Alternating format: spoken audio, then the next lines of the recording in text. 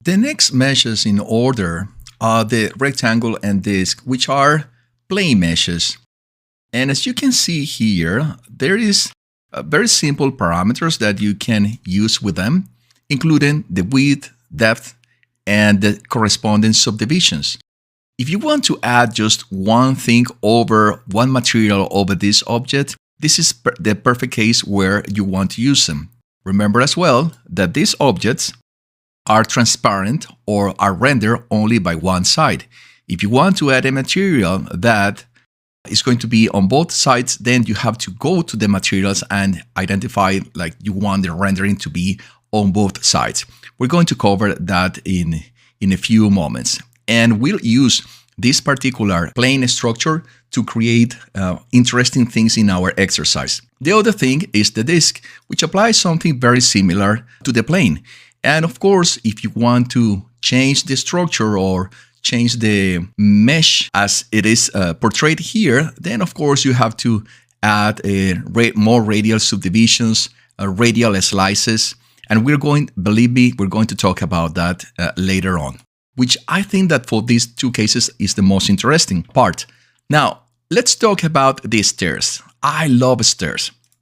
In fact, we're going to use the stairs a lot in our exercise. In the stairs, you can play, of course. Imagine what is logic to do with the stairs. Well, the number of stairs. So let's say that I want 16 stairs instead of 8. Then we have the step width. The step width is the distance from this to this for every step that you're going to take. Let's say I don't want this to be so thin. In fact, I'm going to put it in 300. Now, the next part is the depth. The depth of the stair is this distance between the beginning of one step and the end of it. Let's say that I want this stair to be very vertical.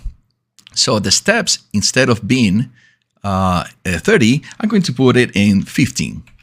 And as you can see, this is a very dangerous stair to get up.